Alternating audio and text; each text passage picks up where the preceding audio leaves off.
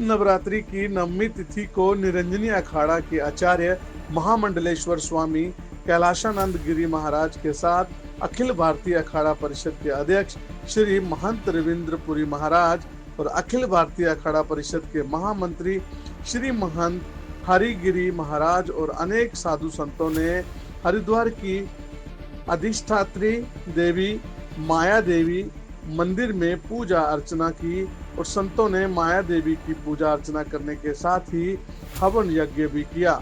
देखिए, अभी जो कुंभ का विषय है, अभी हमारी माननीय मुख्यमंत्री जी से बैठक होगी, उसके पश्चात ही आपको बताया जाएगा कि कुंभ के विषय में क्या किया जाएगा। अभी हमारे माननीय मुख्यमंत्री जी ने बैठक नहीं बुलाई है। जब बैठक बुलाई जाएगी उस समय हमारे जितने भी अखाड़े, सभी अखाड़े वहाँ उपस्थित होंगे और उसके पश्चात जो भी हमारी मीटिंग में जो कार्रवाई होगी वो आपको बताई जाएगी।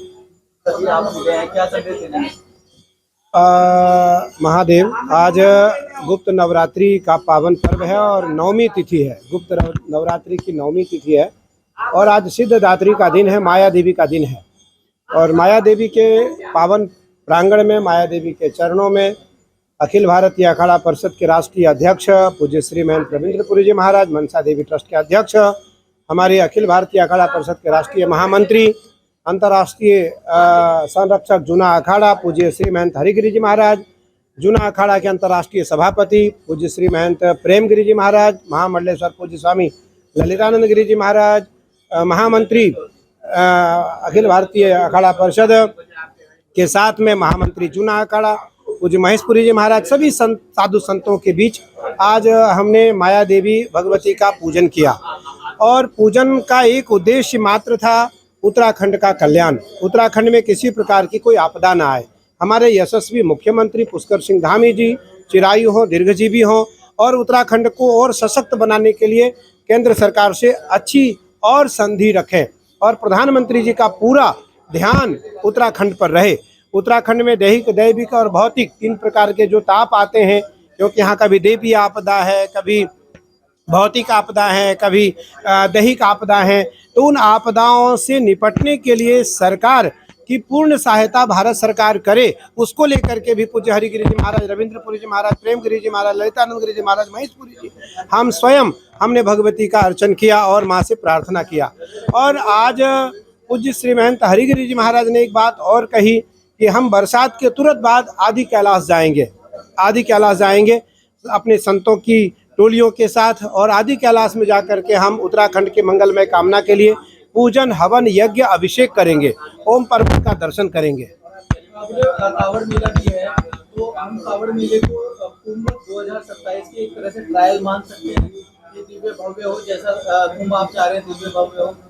मुझे लगता है कि कावड़ क्योंकि एक मिनी कुंभ जैसा है, लगभग 4-5 करोड़ कांवड़िए हरिद्वार आते हैं। उत्तराखंड में हरिद्वार गंगा तट पर अलग अलग घाटों पर नहा करके वो अलग अलग महादेव के लिए वो जल लेकर के यहाँ से जाते हैं। कांवड़िए क्योंकि कांवड़िए महादेव के गण हैं, हमारे अतिथि हैं, दोनों बात है, वो महादेव के गण भी हैं और हमारे अतिथि भी हैं। इसलिए उत्तराखंड सरकार की ओर से तो उनका अभिनंदन और अभिवादन है ही।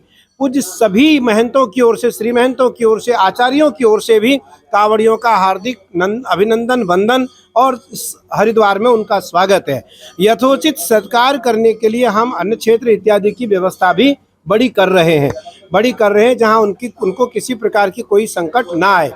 पूज्य श्री महंत अखिल भारतीय अखाड़ा परिषद के राष्ट्रीय अध्यक्ष रविंद्रपुरी जी महाराज ने कहा कि सीएम साहब की एक बार अखाड़ा परिषद के साथ बैठक हो जाए, उसके बाद कुंभ की चर्चा हो। तो मुझे लगता है क्योंकि अखाड़ा परिषद का विषय है और दोनों आज हमारे दाएं बाएं हैं, हमारे दाएं और अखाड़ा परिषद के राष्ट्रीय अध्यक्ष हैं, बाएं और महामंत्री हैं, तो इन दोनों के साथ अखाड़ा परिषद की बैठक मुख्यमंत्री जी के साथ हो जाए और उसके बाद कुंभ का निर्णय सामने आए। तो उसको लेकर के भी हमने आज माँ भगवती माया देवी से प्रार्थना किया कि जो कांवड़ यात्रा है वो सकुशल संपन्न हो, क्योंकि बहुत बड़ी चुनौती रहती है उत्तराखंड जैसे छोटे राज्य के लिए। 5 करोड़ 15 दिनों के अंदर कांवड़िए आते हैं। एक संदेश है कांवड़ियों के लिए कि कांवड़िए किसी प्रकार भी गंगा को, हरिद्वार की पवित्रता को, उत्तराखंड की पवित्रता को, गंगा की पवित्रता को, गंगा की निर्मलता को और अपने आत्मीय स्वभाव को क्षति न पहुंचाएं। क्षति न पहुंचाएं, नशा इत्यादि से दूर रहें, शोर शराबा बहुत न करें, गंगा के तट पर बहुत गंदगी न करें, किसी प्रकार भी सरकार को आपके द्वारा आपत्ति विपत्ति न आए। सरकार पूरी समर्थन पूरे 100% आपके साथ है। काम सारी विषय तो महाराज ने बता दिया। और आप इसके मानसून के बाद एक कैलाश की यात्रा करने जा रहे हैं संतों, अब क्या उद्देश्य रहेगा? ऐसा है कि आज नवमी का दिन है। देवी की अधिष्ठाता महारानी जगदम्बा और तमाम आचार्य जी के अध्यक्षता में और अखाड़ा परिषद के अध्यक्ष के नेतृत्व में और तमाम ये पूजा का आयोजन था।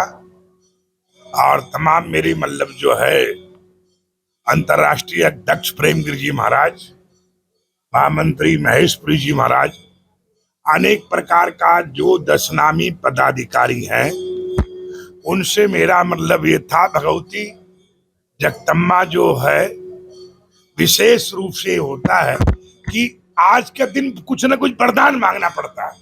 क्या करना पड़ता है? क्योंकि कुछ विजय है, जीवन का युद्ध है, तो युद्ध के लिए विजय, अब विजय के लिए माता, ऐसी आज का दिन था। क्योंकि आज चुक जाएंगे तो चुक जाएंगे, इसलिए आज का दिन जो था विजय का था। उसमें हमारा था पूरे विश्व में हर प्रकार का शांति वातावरण, एक दूसरे से दूसरे का ताल्लुकात है, और तमाम काश्तकारों को उचित रेट पे तेल मिले, इसके लिए माता जी से मांग किया गया। इसलिए तमाम विश्व में जो जितने भी वातावरण है, महारानी जगदम्बा उसको तुरंत ठीक करें। इसी तरह जितने भी भूगोलिक जो व्यवस्थाएं और तमाम भारत विश्व के राज्यों से, फिर भारत सरकार के लिए तमाम कामना, उत्तराखंड सरकार के लिए तमाम पूजा पाठ वरदान मांगा गया कि भारत को किसी युद्ध का सामना न करना पड़े और इसके मानसिक से ही विजय प्राप्त भारत सरकार का। उत्तराखंड के लिए मैंने मांग किया जो भूस्खलन आ रहा है, क्योंकि उत्तराखंड की जो हमारी भौगोलिक स्थिति है वो भारत के तमाम राज्यों से भिन्न है। भाई प्रदेश तो हिमाचल भी है, पर वहां पहाड़ गिरता नहीं है। रुपए में 10 पैसा, 2 पैसा, 1 पैसा। महाराष्ट्र में पहाड़ है पर कहीं पहाड़ ध्वस्त नहीं होते। यहाँ जो हमारा भौगोलिक स्थिति है, आधा उत्तराखंड ऐसा कोई पता नहीं चलता कब कहां से कब जीटी रोड पे गिर जाए और कब कहां पेड़ गिर जाए। मैं अपनी बता रहे, कई बार पूजा करके मैं बागेश्वर से काली घाट वहां अनेक पूजा पाठ करके रात भर राम बन के और बिनसर महादेव के बीच में रात काटे। कितने? 30 आदमी। क्या हुआ, हमारी 5-7 गाड़ियां थी, अचानक गिर गया और सब वहीं पड़े रहे। इसलिए यहाँ की भौगोलिक को देखते हुए भारत सरकार, क्योंकि राज्य ऐसा है कि इसका इतना खर्च है जो उत्तराखंड के संसाधन से संभव नहीं है, कल्पना नहीं किया जा सकता है।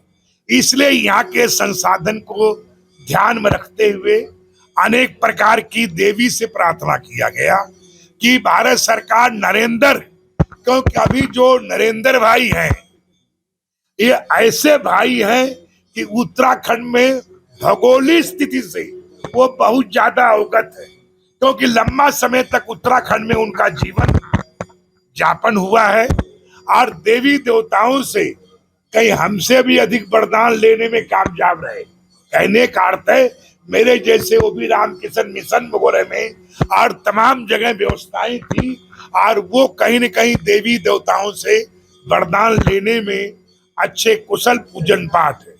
हम मानते हैं कि वो महात्मा का महात्मा विश्वनाथ आचार्य है, तो चाहे विवेकानंद के रूप से मान लीजिए कि विवेकानंद का उनका अवतार हो गया है, नहीं तो मेरा ये मानना कभी कभी जैसे बौद्धों में अवतार की परंपरा है, ऐसे हमारे में अवतार की परंपरा है।